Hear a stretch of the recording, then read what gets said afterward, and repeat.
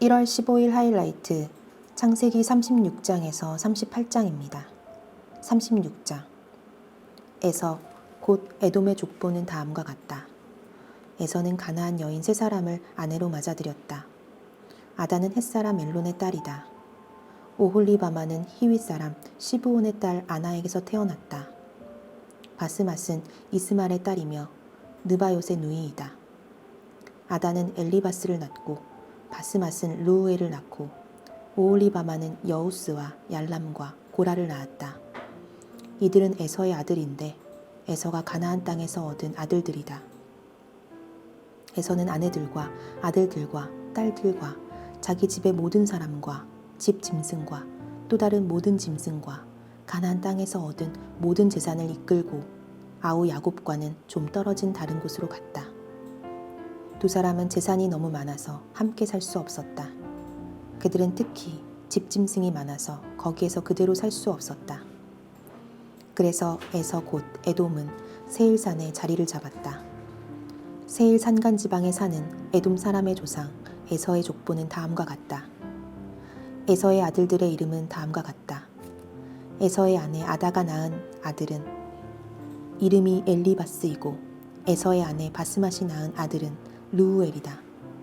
엘리바스가 낳은 아들은 대만과 오말과 스보와 가담과 그나스이다. 에서의 아들 엘리바스와 그의 첩 딥나 사이에서는 아들 아말렉이 태어났다. 이들은 에서의 아내 아다가 낳은 자손이다. 루우엘이 낳은 아들은 나앗과 세라와 삼마와 미사이다. 이들은 에서의 아내 바스맛이 낳은 자손이다. 에서의 아내 오홀리바마가 낳은 아들은 여우스와 얄람과 고라이다. 에서에게서 나온 종족들은 다음과 같다. 에서의 맏아들 엘리바스를 조상으로 하는 종족들은 대만과 오말과 스보와 그나스와 고라와 가담과 아말렉이다. 이들은 에돔 땅에 있는 엘리바스 종족들이다. 이들은 에서의 아내 아다가 낳은 자손이다. 에서의 아들 루우엘을 조상으로 하는 종족들은 나핫과 세라와 삼마와 미사이다. 이들은 에돔 땅에 있는 루우엘 종족들이다. 이들은 에서의 아내 바스맛이 낳은 자손이다. 에서의 아내 오홀리바마의 아들에게서 나온 종족들은 다음과 같다. 여우스와 얄람과 고라이다. 이들은 에서의 아내 오홀리바마가 낳은 아들들에게서 나온 종족들이다. 이들은 에서 곧 에돔의 아들들이다. 이들이 족장들이 되었다. 에돔 땅의 원주민들도 종족별로 갈리는데 각 종족의 조상들을 거슬러 올라가면 호리 사람인 세일의 아들들에게로 가서 닿는다. 세일의 자손에게서 나온 종족들은 로단과 소발과 시브온과 아나와 디손과 에셀과 디산이다.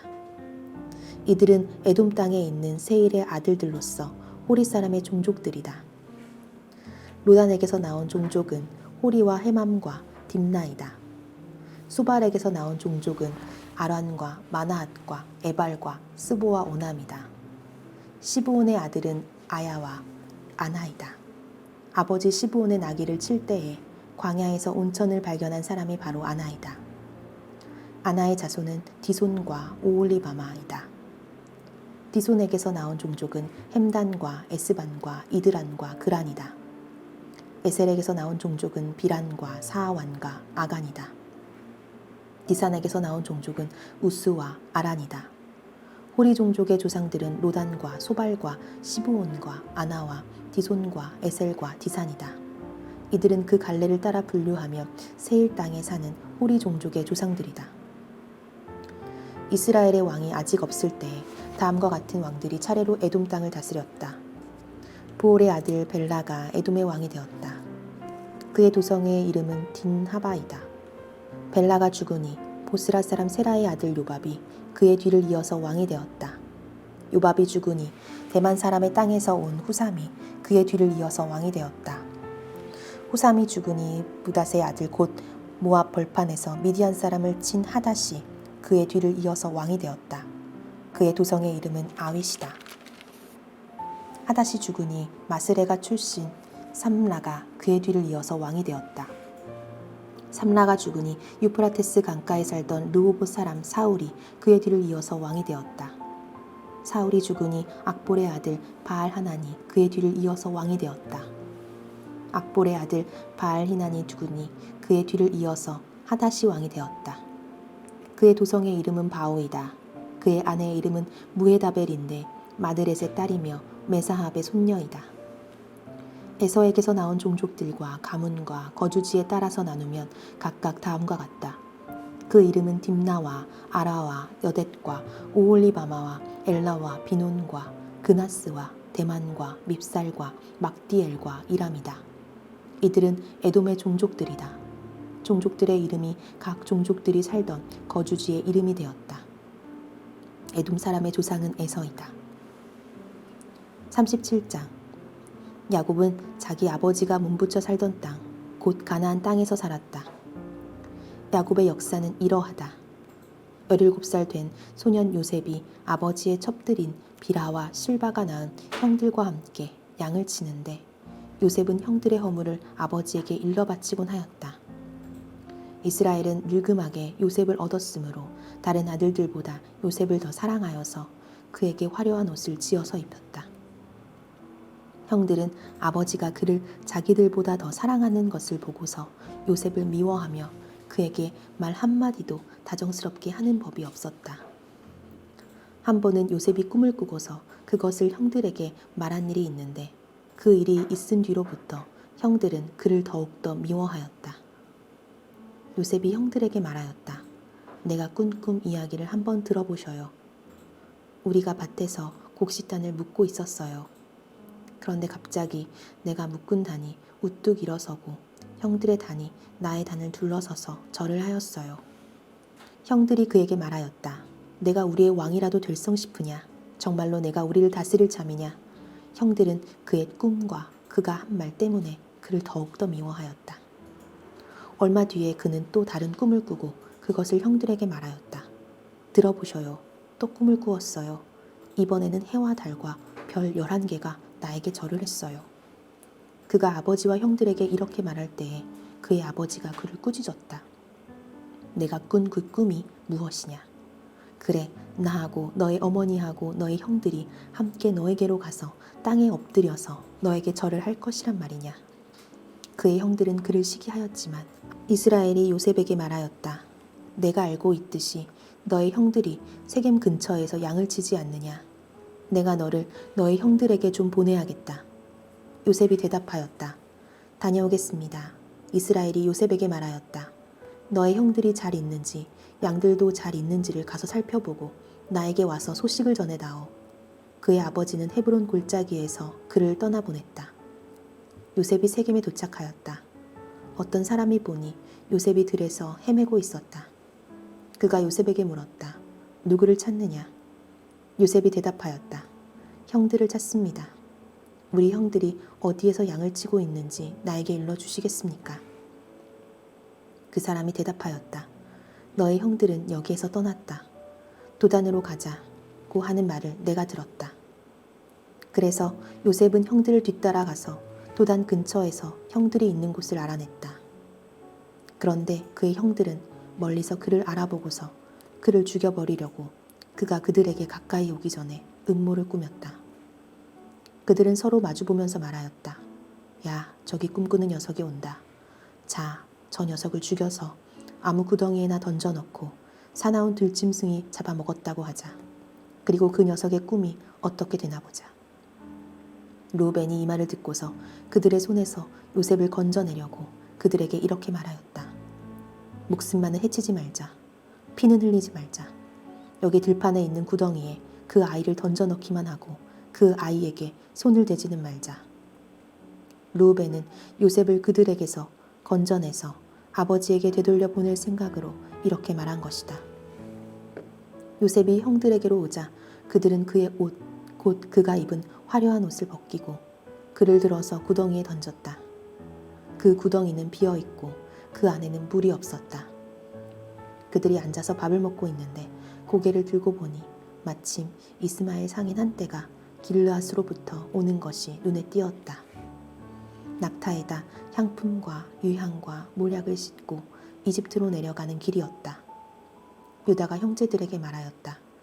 우리가 동색을 죽이고 그 아이의 피를 덮는다고 해서 우리가 얻는 것이 무엇이냐.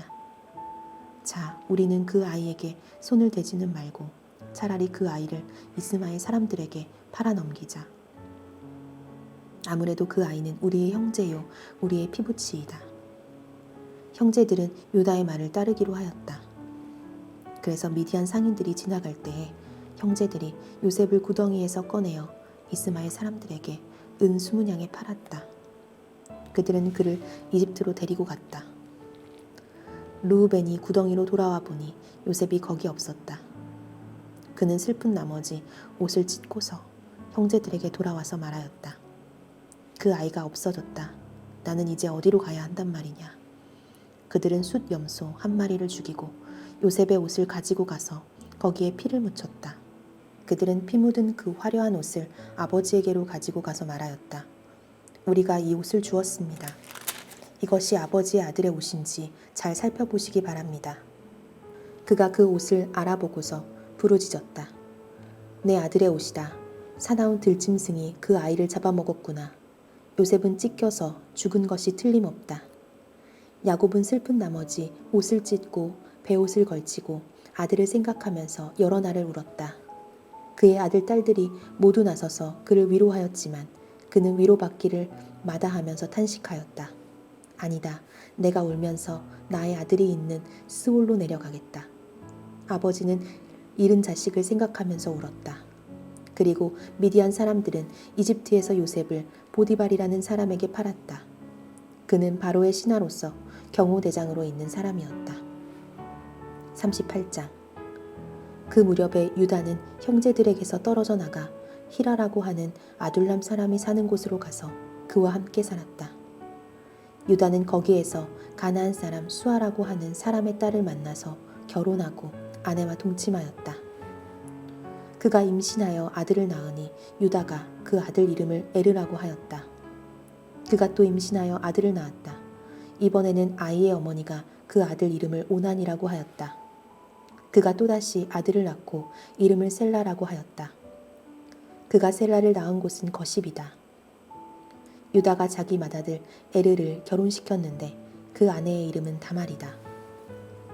유다의 맏아들 에르가 주님께서 보시기에 악함으로 주님께서 그를 죽게 하셨다. 유다가 오난에게 말하였다.